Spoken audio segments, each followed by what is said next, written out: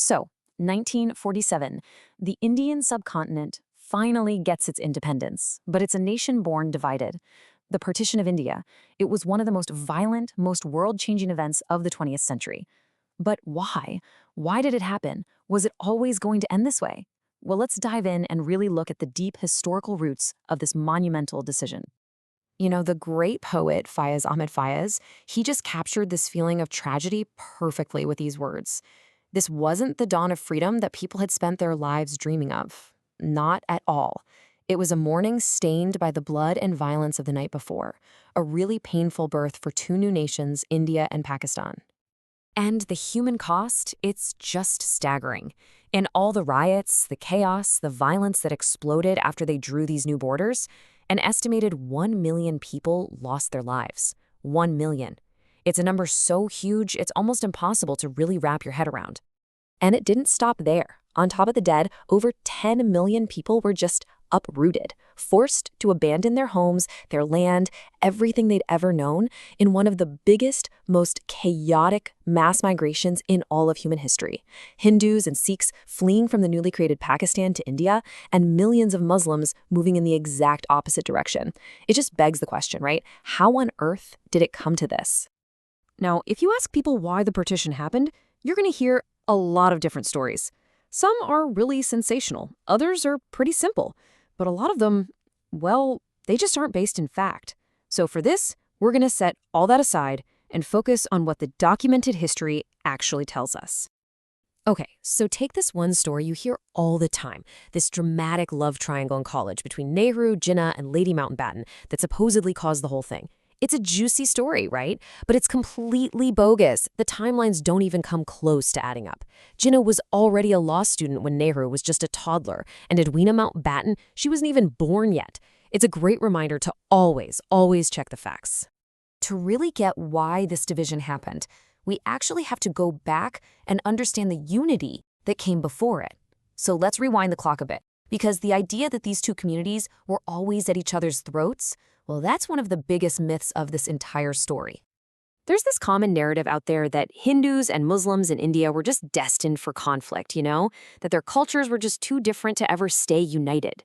But the thing is, if you look past the politics of the time and into the actual lives of ordinary people and even rulers, you find this incredible centuries-long story of coexistence and shared culture.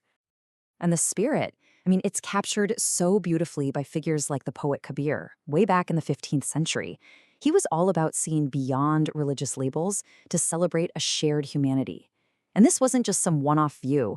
It was part of a really rich tradition of cultural and spiritual blending that was just thriving for centuries. And this wasn't just some fringe idea. This went all the way to the top. The Mughal courts didn't just tolerate Hindu festivals. They celebrated them with everything they had. Holi was known as Eid-e-Gulabi, the Festival of Colors. Diwali was Jashn-e-Tiranga, the Festival of Lights. You had Emperor Akbar commissioning Persian translations of the great Hindu epics. And the Nawab of Awadh, Wajid Ali Shah, was famous for staging performances about the life of Lord Krishna. This was a world that was deeply intertwined. So if there was all this unity, what on earth changed? Where did it all go wrong? Well, the turning point, the moment those seeds of division were deliberately planted, came right after the Great Revolt of 1857. Just look at this chain reaction. In 1857, Hindus and Muslims fought together, side by side against the British. This unity, it absolutely terrified the British Raj. They were so afraid of another rebellion that they systematically rolled out a policy we all know, divide and rule. They actively encouraged loyalists like Syed Ahmad Khan to start pushing this idea that Hindus and Muslims were actually two separate nations, the two-nation theory. And that, of course, led directly to the founding of the Muslim League in 1906, a whole separate political platform that, you guessed it, got British support. Now, the real masterstroke of this policy, and this is so important, was something called separate electorates. It might sound complicated, but the idea is actually simple and completely devastating. It meant that in certain areas, a Muslim candidate could only be voted for by Muslim voters. Suddenly, politics wasn't about your town or your region anymore. It was now officially and structurally all about your religion. And this wasn't just some theory. This became law in 1909. And here's the wild part. The biggest irony of all? Muhammad Ali Jinnah, the man who would one day found Pakistan, was dead set against separate electorates at first. He, like a lot of others in the Indian National Congress, sought for exactly what it was, a political weapon designed to break the country apart. So once you've created these political divisions, you've got to fuel them, right? And what's the most powerful fuel there is? Fear. A truly vicious cycle of paranoia and suspicion was kicked into high gear, turning neighbor against neighbor. And just look at how these narratives were almost perfect mirror images of each other. On one side, you had this story being pushed that if the British left, a Hindu-majority India would crush the Muslim minority. And on the other side, a different kind of fear was being stoked, that the Muslim population was growing so fast that Hindus would become a minority in their own land, a so-called dying race. These parallel campaigns of fear just carved out a giant chasm of mistrust.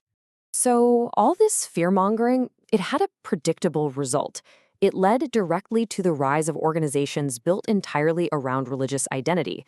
The Muslim League was already there, but now a section of Hindus who felt like their interests were being ignored formed groups like the Hindu Mahasabha and the RSS. Society was just getting more and more polarized. So what's the takeaway here?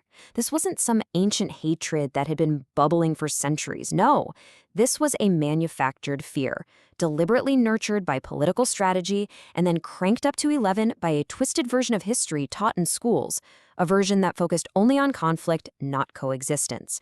And this toxic brew finally exploded into the first major religious riots of the 1920s, a dark, dark preview of the horrors that were still to come. And that really brings us right to our final question, doesn't it? The partition was the result of a story of division that was told so often and so loudly that people started to believe it was the only truth. It really forces you to think, right? How do the stories we tell ourselves about our own history, about who we are and who they are, how do those stories continue to shape the conflicts we see all around us, even today?